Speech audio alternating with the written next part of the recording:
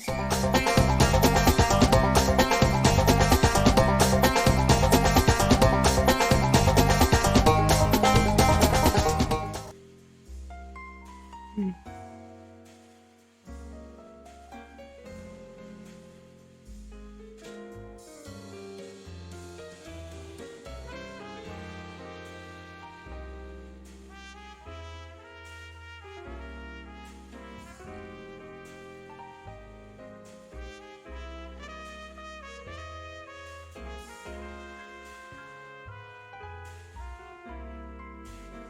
know what I love so fucking much? Is the fact that I try so desperately hard to with computers and technology, and it always seems to not want to work for me when I really need it the most. This song is probably not even playing in the background, but hey, to each his own, I guess. So, let's continue, shall we? Good evening, everybody, and it's Cynthia Stone here, your favorite little neighbor and shop owner. Doing the best that I can to live amongst humans and all the bullshit that they want to give you. So, let's talk about Rise of the Teenage Mutant Ninja Turtles, the movie, shall we? Now, I watched it yesterday, okay? I watched it yesterday around 2 p.m. Or was it 12? Probably 12. On a hot-ass day. Alright, so let me tell you about Rise of the Teenage Mutant Ninja Turtles, the movie. It was actually really good. There's a lot of backlash with Rise of the Teenage Mutant Ninja Turtles with the artwork and then the voice acting that I've been hearing and the cast. And a lot of people don't like it because they're like, it looks like Ren and Stimpy artwork. But let me tell you this, there's a lot more trash TV shows out there with way worse artwork, and yet you somewhat praise it. I can't remember all of it, but I do know a lot of people who praise a lot of dumb shit. The artwork is fine for what it is. And a lot of people were also trashing that Raphael is the leader and it should be Leonardo. But I like Leonardo being in this part. We got two funny ass characters. One that's in between dope dumb but dope serious. And then we got the serious leader but also wants to have fun, cool big brother. I like Raphael being this and the depiction of him being the biggest turtle. Since each turtle is different from each species, and I think that's very cute that they went that route to make them feel much eccentric and have more of a personality feel, and I get why they went into that phase. Now for the movie as a whole, well, before we get into it all the way through, let me just explain real quick.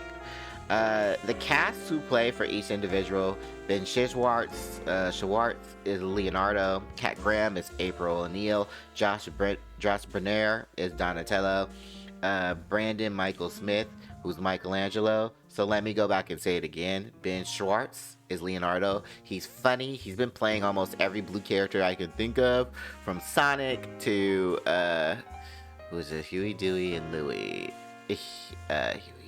Huey. And who was the other blue character? Now Leonardo. He's funny, he's quip whip, he's great with the swords, he's always trying to be chill, but always trying to do his own thing, but still trying to be there for his brothers, and I think that was very cute. Then we have Kat Graham, who's April O'Neil, who's also hilarious, mind you. Here's the thing. Even in the regular TV shows, even in the movie, she's got her little icon quick bit word is usually April O'Neil, saying her name constantly. So if you don't like it, shut your brain off. But yeah, she's funny, she's strong, she's independent. She fights with the turtles, which I love, and learns her own skills and her own mastery with Splinter, which is even more fun, and I quite much enjoy her in the aspect, and Kat Graham be hitting it. I didn't even know that was Kat Graham to begin with, to be honest with you. So for her to go and portray her was really beautiful and really justified, and I love that character. Donatello, I love me some Donatello. He is the brain of the works. He is voice cast by Josh Bernier. Banner, he is funny as hell. Uh, Always about technology, always about seeing the next best thing, always about being more advanced, always being super intelligent. But he's also has his own comedic style, and I think that's very good that they went with that character as a whole and with the voice cast. Brandon Michael, or Michael Smith plays as Michelangelo. Spirited, fun, a beat, dance. We all know how Michelangelo is, and he brings the character's voice to life. Not saying nobody else does, but for this particular turtle universe, he does bring it to life as a whole. And then in the movie, we have Haley Joel Osment, which I didn't even know. He plays as Casey Jones, who's in the future of 2049. I'll get more into that soon. He brings a whole new aspect for the character as a whole. He brings a subtlety for the character. He brings strength for the character, but he's Haley Joel Osment. Like, when has he never brought a teen character to life, you know? Then we have Eric Boza. He's Splinter. Splinter in this one is not the serious one that we all love and dear. He is your pretty much granddad dad. I sit and watch my soap operas. You leave me the fuck alone. If you disobey me, I will tear trash through your house. Do not come near me sideways. And I think that's okay for this universe, Splinter, because I was getting very tired of him being very stoic and serious. You can be a stoic, serious person, but you can also have some type of an emotional flair for your children to bring some joy up, so you can just have fun. Then we have Rise the Bard, who is Hypnopotamus. He is a mutant. He is a magician who basically got hit with a mutagen. I'll explain more on that slowly, but let's just say a hippo who can hypnotize you with his voice and also use magic tricks to attack you, which is actually fun. Omar Benson Miller plays Raphael, the leader of the group. He is strong, he is confident, he is also there for his brothers, and plus, to top it all off, he literally 100% likes to have fun, just like the rest of them. And I think that's very cute that he brings that stoicness, the serious voice cast for that character, and then wants to be also like, I want to protect everybody, but I want to have my fun too. So that's good. Then you have John Michael Higgins, who's Warren Stone, who's basically a guy who mutated into a worm, who wants to be the villain for the Turtles, their nemesis, which is hilarious. He brings comedic comedy, also news reporting, and because the guy was a news reporter, and just fun old type of gal pow. And so we could talk more about the story because they're not bringing any more of the characters' voice acting for certain specific ones. But basically, the Rise of the Teenage Mutant Turtles movie was depicted for its 2049, and all hell broke loose. What broke loose? Well, you guessed it. The Krangs got broken loose, and they decided to destroy the Earth. Now, believe me when I say this, the Krangs are nothing but these brain-looking ass motherfuckers that has tentacles, but they're just this huge brains, and they're highly intelligent, and they come from a different, not universe, but a different planet, that they try to basically conquer other planets and take over by using their own technology. Now, through all the iterations of the Krang, I think the other Ninja Turtle for Nickelodeon, the 3D version model Krangs, made them like very like they're the ones that you seriously need to deal with. It's not Shredder, it's the Krangs. And they give them like small body robots and so forth. So in this iteration of the Krangs, like they decimated all of New York City and the entire planet and made it their own reign and rule over the world. You only have Leonardo and you have Michelangelo that's left, that's basically fighting the resistance against the Krang. What sucks is they know they're not going to be able to make it, so they use Michelangelo becomes a mystic shaman, so he uses his mystical powers to open up a portal and send our boy Casey back in time, so that way he can go and stop the Krangs from coming out during that time period. Leonardo ends up becoming the leader in that world because Raphael is dead and Donatello is dead, so you only got 2 turtles left. So he sends Casey back, and Casey is also mentored by Leonardo, and Leonardo is this more in 2049 stoic, presentative type individual, strong, fierce, very calm sensei. So it's pretty much the Splinter and the 3D version of Ninja Turtles. They send him back, but Michelangelo dies because the power to rip open time, it takes too much on him as a toll, and he just, he shatters into golden bits. And Casey gets thrown in, and you see Leonardo die, and I was like, okay, that's pretty good. So then you get into the past of, like, we're gonna say 2019, and he's going to stop the Foot from basically taking the key and, opening the doorway. The premise and the story and the plot was really good. I liked the fact how it was starting off, how the turtles were basically, being turtles, trying to beat some fucking record and shit, and then stopping Hypno and also our worm dude from, taking this item that the Foot Clan decided to hire them to do. And then they meet Casey, and they think Casey is crazy and all this other jazz and so forth, but he turns out he's not, and he's from the future. But Casey, I like the iteration that Casey was born in a time of an apocalyptic event. So for him to see his turtles in this future, he sees them more as senseis and stoic individuals. So going back in the past, he doesn't really know how they are in the past, because he was born in a place where it was just nothing but war. So he doesn't see them never seen them being a fun-loving person. And he doesn't realize that Leonardo is not the leader, but he's rectify him as like this great stoic individual. So for Leonardo, that's just like gaslighting in his fucking head, because he's another commie relief individual. So he's like, yeah, I'm better than what? Okay, cool. But what sucks about it is I can see that there's some dialect that is cut off because they want to keep it all the way like forward into the movie, which kind of sucks because we already know time travel, we already know magics and spells and so forth.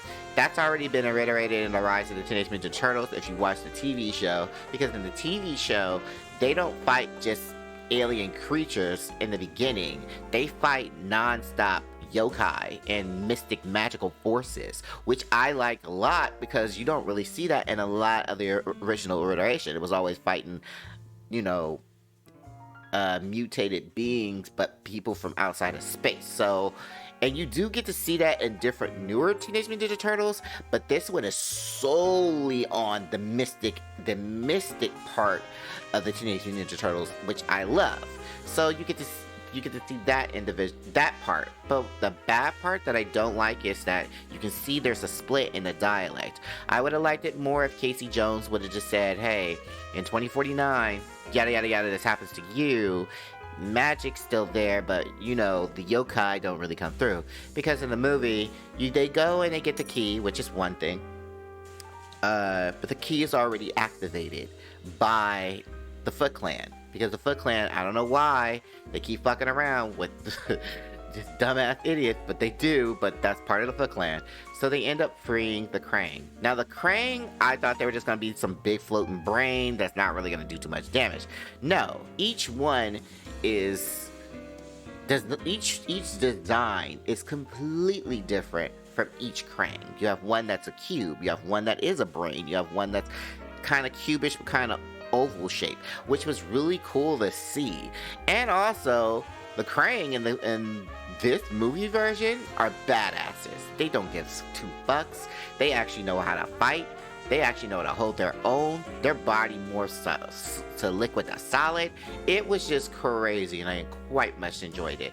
Whoever is doing the battle scenes, and whatever you're doing with the battle scenes, you're doing a fantastic job, and you earn 4 more bonuses after what y'all did. Having the Krang coming out with him and his siblings, which was even more funny. And the first thing that Raphael and the rest of them do is, I'm coming at you. But he ends up grabbing him with one of the tentacles, and not only watching April O'Neil and Michelangelo fight, like, she has her own baseball bat that's also magical, which is crazy. She uses a baseball bat in the first cartoon TV show, which you can also look up in Nickelodeon. They only have the first season, and it's all out of order. And also, the second season is already out, but they haven't brought it into Netflix. So please, throw your dollars, fight Netflix, tell them to get that shit in, so that way we can see more of what happened. Because, the only way I'll be able to watch it is fucking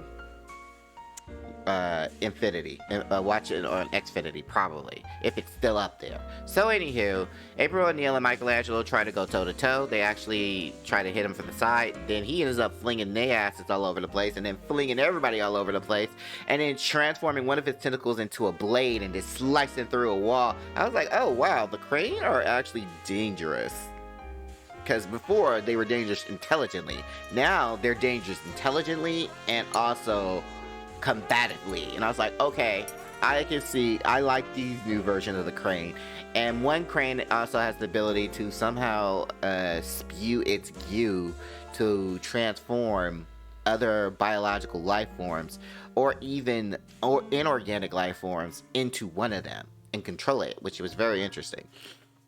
And you got to see all those aspects, and the turtles are fighting and they're losing. They lose their powers because of a crazy scream that this motherfucker Crane does, and they don't know what happens. But I believe because of his scream, he's able to intricately lock out energy, and that's what he did with the turtles, because they have mystic powers, which they end up gaining in the TV show. Like, Raphael has the ability to actually formulate his aura and expand it into a bigger version of him.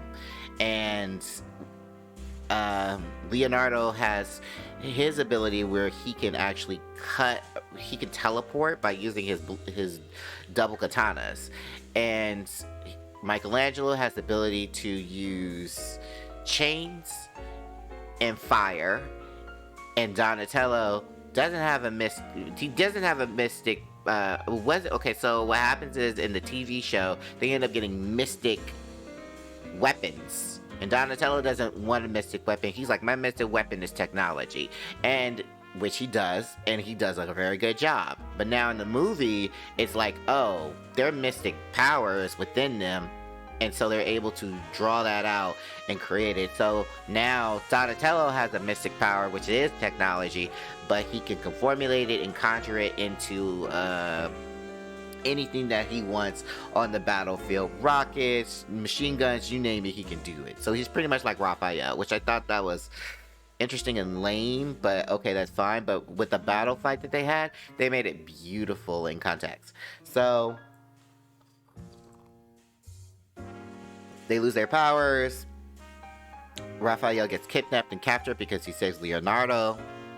Leonardo gets the key, and the Crane wants to get the key back so that way they can open up the doorway to bring out their spaceship so they can decimate the world. Now, there's not a lot of Cranes left because they're all dead, because what happened 1,000 years ago was the fact that, oh yeah, well, not Splinter, but a mystic force. The Crane came down 1,000 years ago in the Edo period, tried to take it over. Some mystic force warriors band together to create a key and seal them away in a different dimension. Now, it's up to them to use this key again and seal them away in this mystic dimension. They were that dangerous to the point that even Splinter was just like, as soon as they said the name of who the enemy that they were gonna face, he's like, yeah, we gotta stop them because they almost killed the entire planet thousands of years ago. They lost, but we gotta stop them. The Crane's objective in every planet in this universe area of Rise of the Turtles is they find every creature inferior. So if they're inferior, they purge them and they take their resources and they take their planet. Because the Crane believes the strong eats the weak to become strong. And that's that. So pretty much Invincible on Amazon. Their storyline. So, to make a long story short, they go through, they battle, they do their business and so forth. April O'Neil is in the university. Now she's in the university, not in high school anymore, which is actually really cool. She's actually trying to be a reporter, and also she still does her ninja bat shit by stealing shit, which actually pretty is awesome, even more cool. But anywho, so they go and they try to work together and try to say Raphael. Leonardo tries to be the leader, but tries to do it his way, but not really listen to his team, because you have to realize in order for you to be a leader, you must listen to your teammates. You can be an alpha for all you want, but an alpha still needs to listen to his pack. You still need to listen to the beta and omegas, because they're the ones that actually see things that you can't see when you are on that warpath of trying to protect everybody. So he doesn't listen to them. They all get caught up in some bullshit. April O'Neil has her own business with one of the Krangs, which is Krang's sister, because there were three. The smartest brother, the brother that can transmute stuff, and then the Krang sister, who has a high temper issue and likes to kill anything on sight. So that's like April O'Neil's little side nemesis at this moment that she has to face in the movie. Pretty much, it's high active in battles and high active in fields. There's a point where literally they do the whole kumbaya, work together bullshit motif. Leonardo sacrifices himself, gets saved by Michelangelo, because Michelangelo believes himself once they get their mystic powers back. They have a huge ass battle. The Krangs ends up getting their fucking mech suits. I would have liked if their mech suits went a scary demon version mech suit. I would have liked it if their mech suits was basically the old iteration in the 80s mech suit, except more scary with a happy face that literally just like, that's what strike the terror. I would have really used that, and it can battle and so forth, but they didn't go that route. They went with these scary looking beasts, demon iterations of mech suits, which is fine, by the way. I'm only told y'all half of the story because the story to me is really long. But to make it short, Casey Jones ends up giving Leonardo a pep talk and telling him, like, you're the worst of the turtles of them all, because my Leonardo, he was a proud sensei who cared and listened to his teammates, but you're the worst. You don't even care and listen to your brothers and so forth. And I thought that was trash that Casey said it in that term, in that text. But if I was coming on his mind's perspective, I would understand, like, okay, yeah, I'm back in time when they were kids, so of course he's gonna be a dumb fucking idiot. But at the exact same time, whoever written that dialect, I would have chopped it up as, in my time period, Leonardo became the leader because his brother had died, and that way he wanted to protect the rest of his siblings when the Crane had came out. So he did everything he possibly could and think of a more stoic, Splinter type way to protect his family. And that's who he is. Right now, you're not him. You will never be him because you are so equipped of trying to one up or focus on you. You forget that you need to focus on the team and work with the team as a whole. But also, Casey Jones is a young ass 14-something-year-old individual, so that is understandable. But at the exact same time, I've met 14, 7, 8-year-old younger than that used to tell the truth and knew how to say the truth and go on with their narrow business. So I need you to always, when you think of dialect, don't think, well, 14-year-old don't do. No, 14-year-old thinks of everything just like an adult does. So do not pull that, well, F you dad, white people bullshit, F you dad, I'm leaving type of motif. No, give them depth. There are kids out there that has a lot of depth. Use that to your advantage, and that way it makes a kid also feel like, well, if that person's in depth, I can do that too. You want to try to consolidate the mindset of a person and make them feel like, oh, they are really connecting with me, and I feel that way too. So Leonardo gets that pep talk. They try to go and stop the big fight with the Krangs. Raphael is turned into a muted control version of the Krangs, beats up his brothers, opens up the gate, Ships comes out, they try to bang stop it, they split up, April O'Neil fights. Oh, which I remind you, there's a part where April O'Neil, when she starts in the university, takes these weird concoctions from the university, because she's trying to like spy on them and so forth. She throws it on a Krang, and the Krang loses his eyeball, gets destroyed, which is the female Krang. And there's a point where literally when that happens, Donatello is still with the team. Instead of saying, Donatello, analyze this. We need to figure out what it is, what's the concoction in it. We need to make more of it, and fuck these bitches up. They don't do that. They just like, okay, April O'Neil, throw all of it and use her bag to stop this bitch from attacking y'all, and then lose all your main little supply source that's basically hurting the Crane. I thought that was very stupid. Like, you added that MacGuffin in there, then that MacGuffin disappears, but you don't really use the MacGuffin like you're supposed to, because then it will make the Crane feel like, shit, well, we need to figure out some way to get around this goopity-goop shit that's been attacking. And also, in the beginning of the movie, they're in 2049. They don't even talk about the yokai that exists within New York City. Like, the entire New York City in 2049 gets decimated, but you only see the turtles and Casey Jones. You don't see the yokai fighting or anything. And the yokai exist in that realm. So I don't feel like the yokai would simply just say, oh, Krang are fighting? We're in a different dimension. It's okay. Whatever. No. Because then they know, like, okay, these bitches in a different dimension, they're taking our resources away, which is the humans. So we need to band the fuck together and try to stop whatever that's coming our way. Because if they did this shit, then they're gonna come at us. And also, I don't feel like the yokai, because there's a whole system that's in the yokai world. There's a woman that's a yokai spider, which is named Arachnid and so forth. She's in the TV show. I would have been surprised that she did not know about the Krang, because they all knew about the Shredder suit. That's another thing that I don't like. Shredder's not really a human. It's like this suit that basically turns into a demon, but it's in a TV show. It's not in a movie. We're talking about the movie, but most of that connects with the movie and should have been iterated into the movie. But my point is, I don't feel the yokai would sit there and just be like, okay, motherfucker, you take over New York City and the world. We don't care. We're in a different dimension.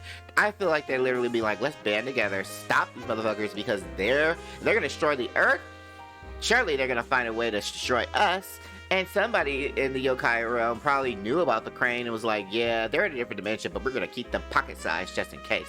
Because that's a part of that's a part of their world, so it doesn't make any sense. There was nothing that was connecting to that field.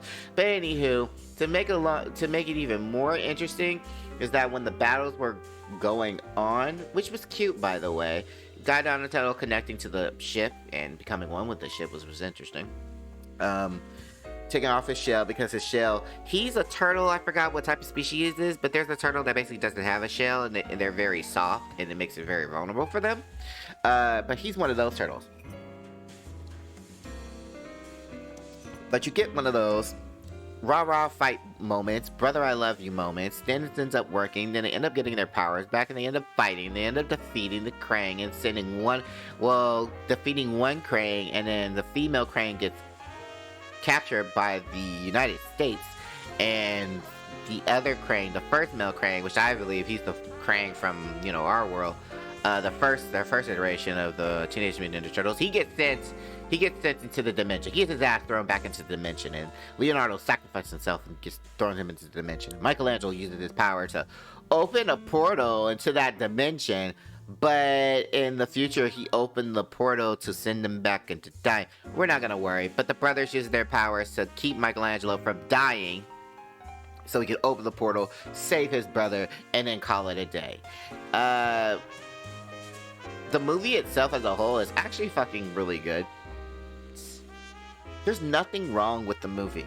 The movie is what it is. It's the rise of the Teenage Mutant Ninja Turtles, fighting off the Krang. I thought that was cute. I just didn't like that there was a lot of split-ups in the dialect and the forms. Like, now we got Casey Jones in the future, in the past. He doesn't go back into the future. They didn't show that. And I guess he's probably going to start a relationship with April, because she always starts a relationship with him in every fucking iteration. Good God. Like, she can't get somebody else? She can't get anybody else. She can't get anybody else. Okay, fine, fuck. Then also, there's probably going to be a lot of backlash, because a lot of people are like, April O'Neil has always been white. Why is she black? I didn't know that in an actual comic book, she was really a black woman, which is hilarious. In the comic book version, she's supposed to be a black woman, but they changed that, and we all know why they changed that. It was because, oh yeah, well, we want to give it to a white person because of X, Y, and Z, so they turned it white. Fine, whatever. But I think it's good that they went back and made April O'Neil black, because there was nothing wrong with that. I was just like, April O'Neil has too much goddamn spunk. And I meet white people. Y'all spunk is kind of low, so where is this coming from? And then I found out, I was like, she's a black woman. That's why she has all this spunk. I was like, there ain't no way fucking hell. Like, come on now. Really? It just doesn't compute with me. And the movie as a whole, it starts off with a kick and a banger. It starts off with fierce speed. The battles, like I said, the fight scenes are pure gorgeous. Gorgeous.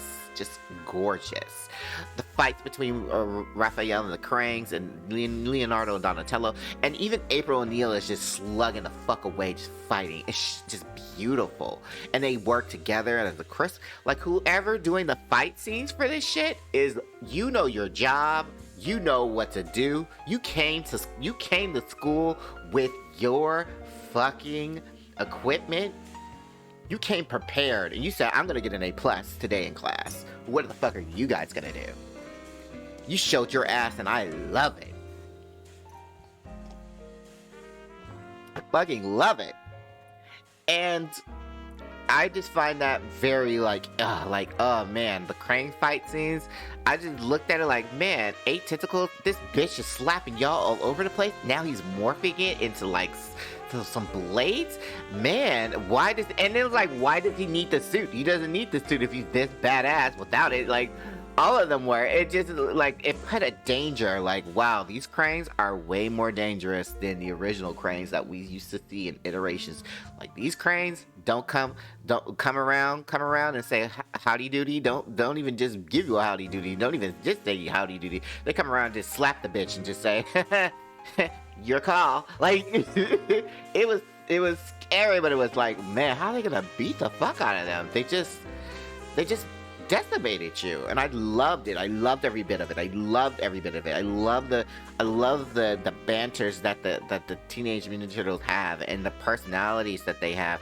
I love the fact that they try to be as real as possible, and that they try to give you a hum laughability. Like, I love every bit of it.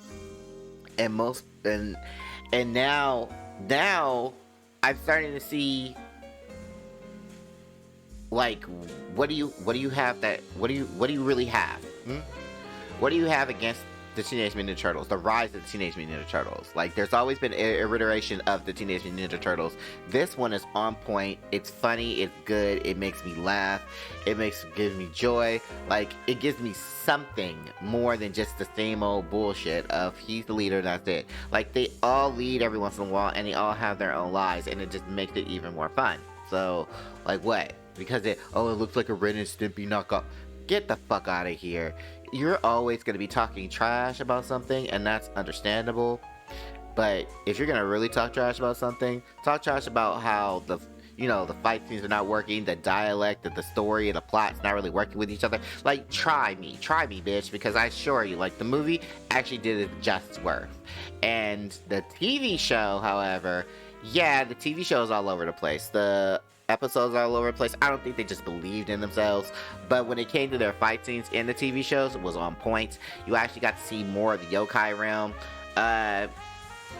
I do believe they changed Michelangelo's weapons to actually nunchucks, but long-chained nunchucks, because in the TV show, it was a ball blade with a scythe, with a mini scythe on the hilt, and he would throw that ball chain and it will rev up and turn into some weird monster thing. And now they changed it to just nunchucks and scythe. Nunchucks and nunchuck chains, and I thought that was cute. I was like, okay, that's better. That's more Michelangelo style.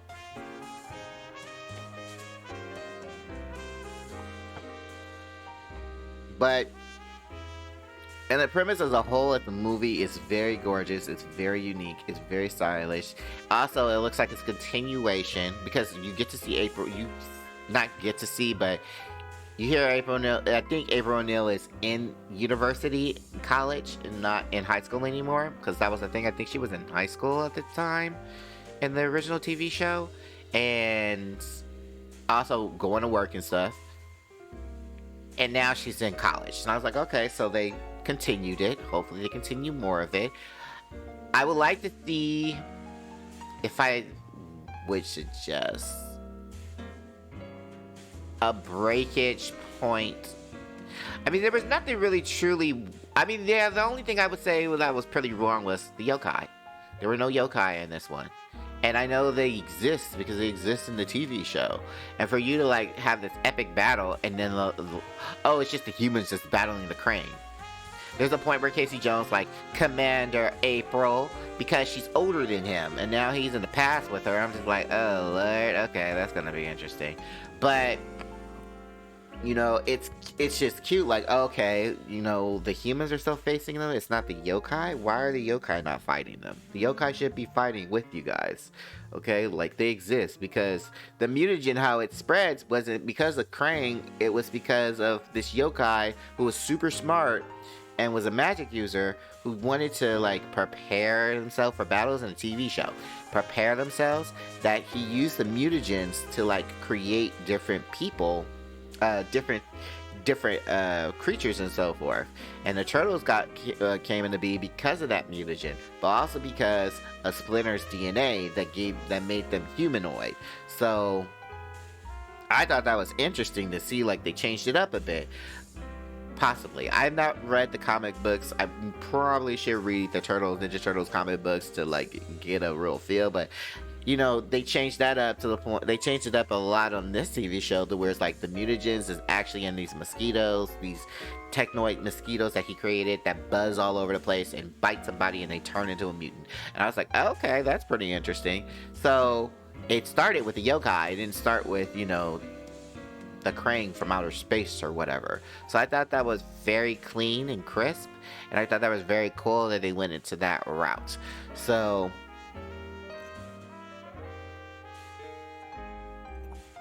hopefully, I do mean hopefully, we'll get more feels and more understandings with the Teenage Mutant Ninja Turtles of movie, and I hope to see more of it. But that's all I wanted to talk about. That was on my mind. I'm gonna stop the stream and then turn it back on, and we'll talk about Sandman. Yeah. Okay, I'll see you later. Be right back in less than 5.